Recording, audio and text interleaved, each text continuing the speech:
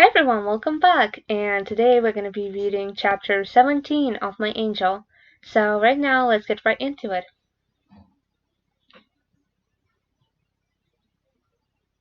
But I couldn't have managed without his help. One day I decided to visit my friend with a beautiful name, Svetlana. Svetlana always inspired me with her strength of mind, hard work, and constant desire to improve something in the interior of her apartment. She got married when she already had a daughter, Marina, and her new husband had two children from his previous marriage. His first wife was sick, and after her death, his children got a new mom, Marina for a little sister, and another brother, Andrei, who was born soon after the wedding. It was a mystery to me how Svetlana was managing to raise four children. Anton, her husband, was working a lot, and the children, household, a dog and a cat were Svetlana's duty. She even managed to earn some extra money by knitting. She had a real talent for that, so there was always a demand for her work. Only heaven knew exactly how she survived. They lived in a small, two-bedroom apartment near the city center. I still can't understand how all of them fit in it. I always dropped by to see her when something went wrong in my life. Seeing she was always busy as a bee, but never lost her good mood and strength of spirit, I would come back home ashamed. I would think, this woman has much harder life than mine, but never complains, unlike me, and other thoughts like that. And now, years later, nothing has changed in Svetlana's life. Her daughter, Marina, went to work in London, leaving two daughters to be raised by the grandma. Apparently, my friend did not now have enough of her own resources, so she joined a church community. After learning about my situation, she invited me to go to the church with her, and I did not dare to offend her by my refusal. Polina, I want to introduce you to our pastor, Vladislav Petrovich. Tell him everything, and he is sure to help you. I smiled ironically at heart, but didn't want to show my real attitude to the question of religion and church. Vladislav Petrovich was, to my surprise, an ordinary man with an ugly, but not repulsive appearance, dressed in an ordinary suit. Even in his eyes, which are supposed to be the windows of his soul, I saw nothing special. It was only when he started talking I realized that he was a priest with a God-given talent. His voice, a deep, soft baritone, penetrated deep inside and settled comfortably in my brain. "Hello, Polina," he said. "Hello. Tell me everything about your doubts, Polina, and I'll try to help you make the right decision." I liked the fact that he didn't offer to help me cope with my problems. I had already realized by this time that each person had to handle his or her problems independently.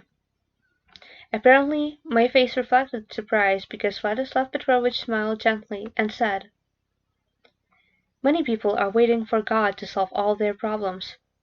My task is to explain what's really going on and help them make the right decisions. I don't need to explain to you. You already know that." I was even more surprised. "Why do you think so?" I asked. "I don't think.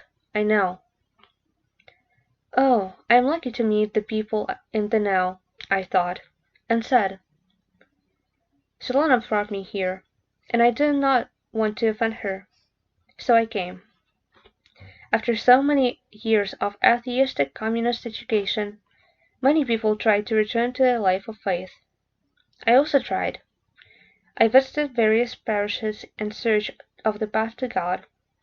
Unfortunately, after all my attempts, I felt nothing but disappointment.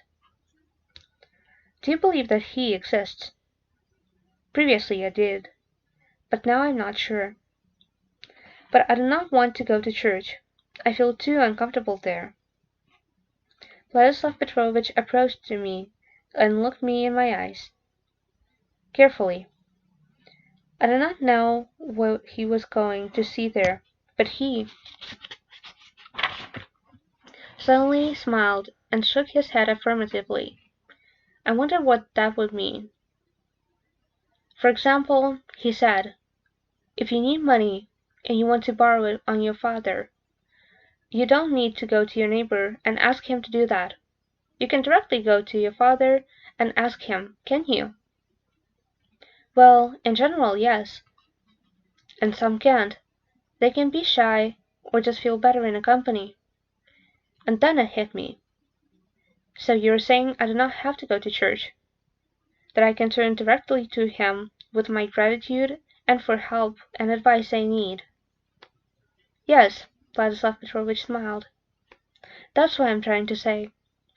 God knows how to read our hearts. Moreover, He created us each different. Yes, in His own likeness, but different. Someone needs to go to church to be among people. You have a different case. That is not by accident. God has plans for everyone. You're not an exception. I was struck by the fact that the priest was not agitating for me to go to his church, to bring a tithe, and to sing prayers. What are his plans for me? I do not know. I'm not God. But I have to give you some important advice. You must find strength to forgive the person or people who did this to you. How do you know? I was surprised. Did Svetlana tell you? No, I do not know. Just my experience. You came here. But I came with Svetlana, not by myself. But you did come. Tell me, don't worry. His voice insisted and fascinated at the same time. And I told him everything. I just could not resist the temptation to complain, to unload. But Vladislav Petrovich was a great listener. He didn't interrupt. Sympathy and outrage reflected on his face, depending on the nature of the narrative. And then he said, "You poor thing! How could you live all this time with so much hatred and love? You should go to your ex-husband, bring him a gift, something he loved when you were living together, and say out loud the words of forgiveness. Out loud, do you understand?" What's the difference, out loud or not? I was angry. I can't forgive him. I just can't. Do you try? His voice became gentle and cushioned as an Angora scarf, making you warm on a winter evening. No. So how do you know you can't? I walked away with a determined desire to try. I wanted to do as Vladislav Petrovich advised me to, but just the same I determined my conviction that I couldn't forgive. And only a fragile hope flickered somewhere inside, somewhere in my head or in my heart.